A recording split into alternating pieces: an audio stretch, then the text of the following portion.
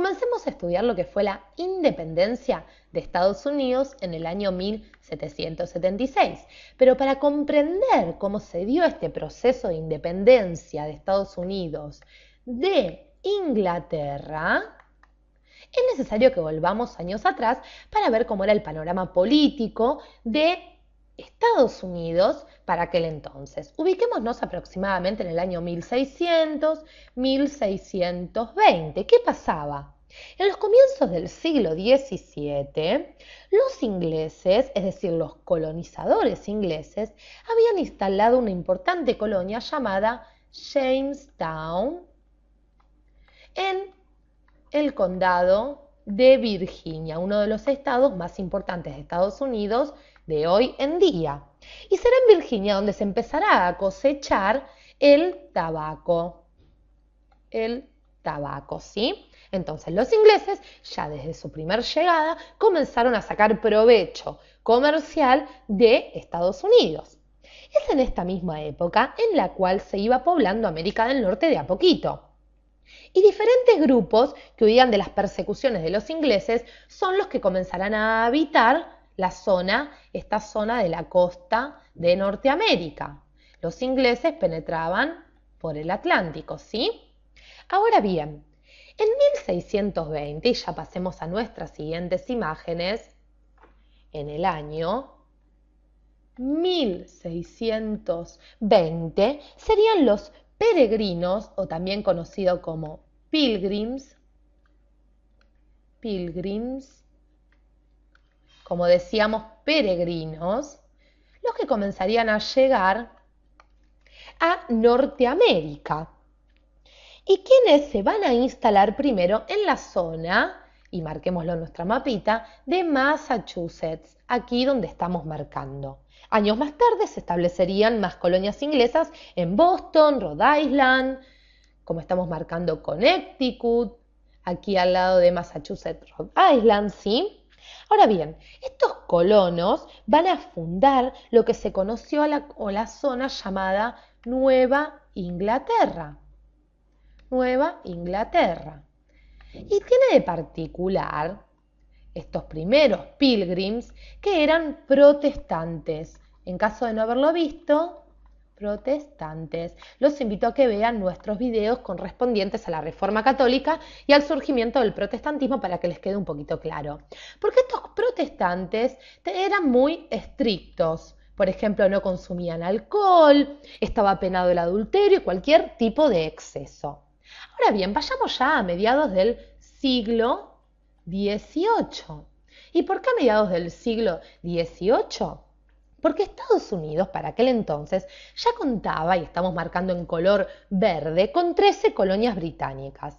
Entre ellas, como pueden ir viendo ustedes en el mapa, Georgia, vamos a marcarlo en color, Georgia, Carolina del Sur, Carolina del Norte. Y estas colonias del sur tienen la particularidad de que contaban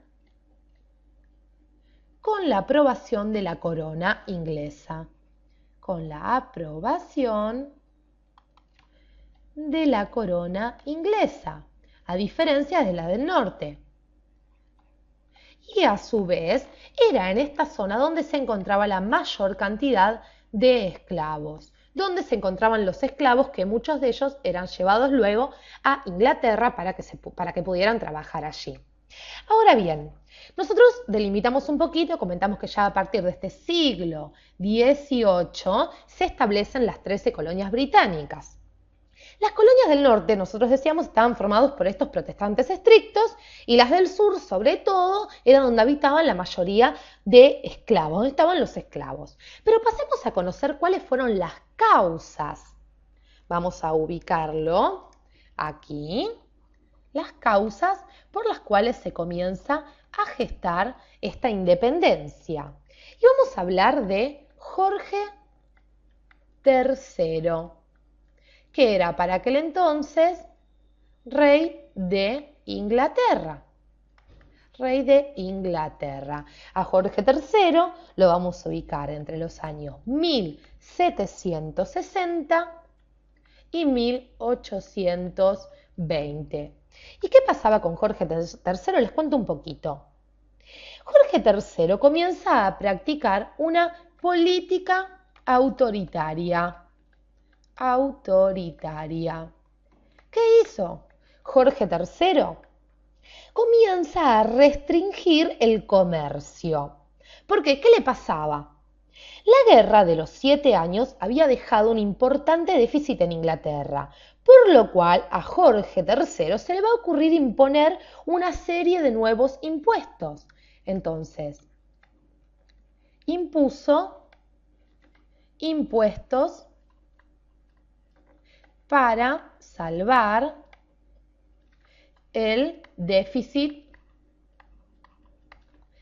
de su país.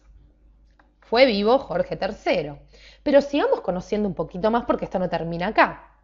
Decíamos que él quería imponer impuestos, pero ¿a quiénes le va a imponer impuestos? A las colonias inglesas de Estados Unidos. Por lo cual, imagínense el lío que se armó. Las colonias reaccionaron de forma violenta en varias ocasiones, como pasó en el año. Reaccionan entonces, como pasó, como decíamos, en el año 1773, para dar un ejemplo, con motivo de la aplicación de la tasa sobre el té. El té era uno de los productos más importantes para aquel entonces, que se producía en Norteamérica. Entonces, las colonias inglesas reaccionan, como decíamos, por ejemplo, en el año 1773, con lo que se conoció como el motín del té, porque Jorge III les quería imponer un impuesto sobre el té. Vamos a poner aquí impuesto sobre el té. Por lo cual, los colonos, como decíamos, los habitantes de las colonias inglesas se oponían. Y se van a producir, por este motín del té, grandes incidentes en Boston, en el puerto de Boston. Y es aquí donde los colonos, les cuento un poquito, disfrazados con pieles rojas, con una vestimenta roja, van a asaltar y arrojar al mar un cargamento de té. Se arroja al mar en forma de protesta, se arroja al mar un cargamento de té. Muy curiosa la forma de protestar, pero de alguna manera evidentemente iba a afectar al comercio inglés allí en Inglaterra. Es aquí donde Jorge III se va a enojar, ¿sí?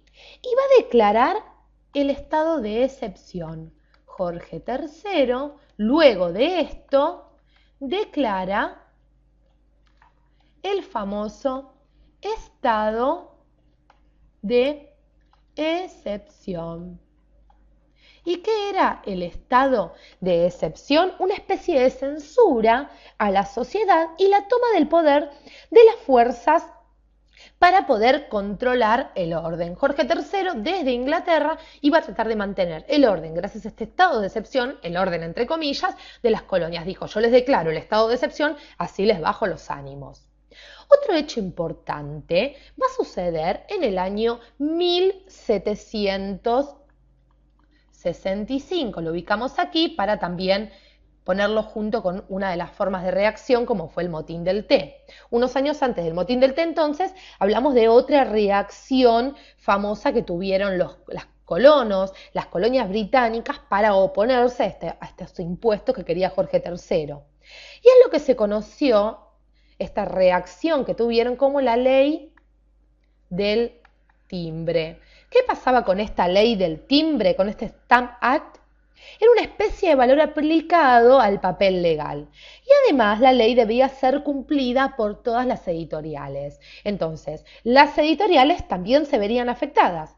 Esta ley también trataba de generar plata para solventar la Guerra de los 7 años, como lo querían hacer los impuestos sobre el té.